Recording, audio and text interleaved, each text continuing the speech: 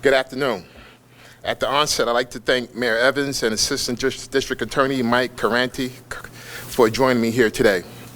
In the early morning hours of August 27, 2023, Jakarah Lopez-Moore reportedly walked away from her home on Weld Street, as she has done before. 2 days later, her family reported her missing and an investigation to her disappearance began.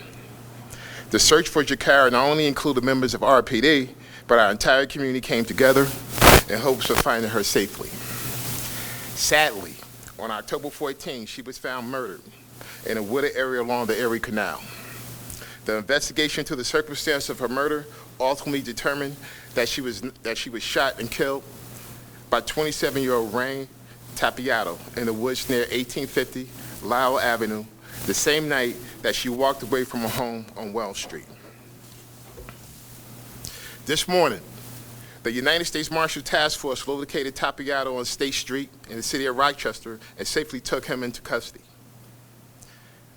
At the time of his arrest, Tapiato was in possession of a 9mm Glock handgun, which was loaded with 15 rounds.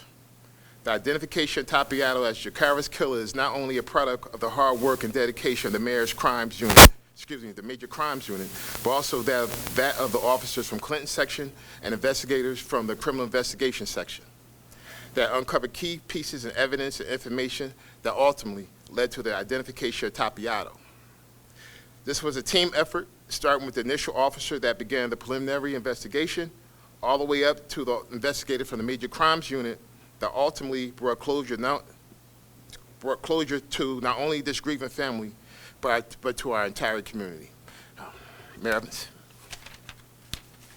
Thank you. Let me first off start by thanking the District Attorney's Office, the men and women of the Rochester Police Department, who worked tirelessly on this case to ensure that we brought this person to justice. And I hope that justice will be felt for this family. The arrest of this individual will not bring Jakarah back, but I hope that it gives the family a sense of closure.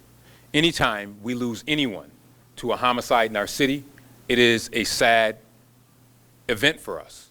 But when you have someone that is 16 years old and has so much life ahead of them, it's even that more tragic. So I am wanting once again to extend my condolences to the family of Jakarah Lopez-Moore and wanting to thank the hard work of the men and women of the Rochester Police Department for ensuring that we were able to bring this perpetrator to justice.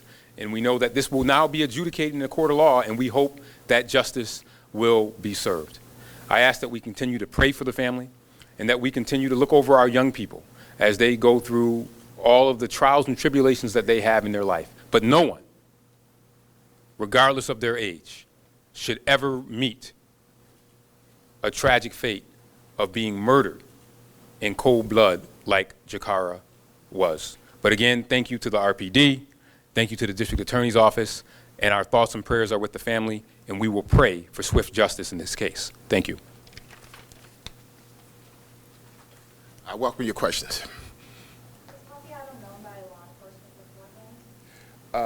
We don't have that information.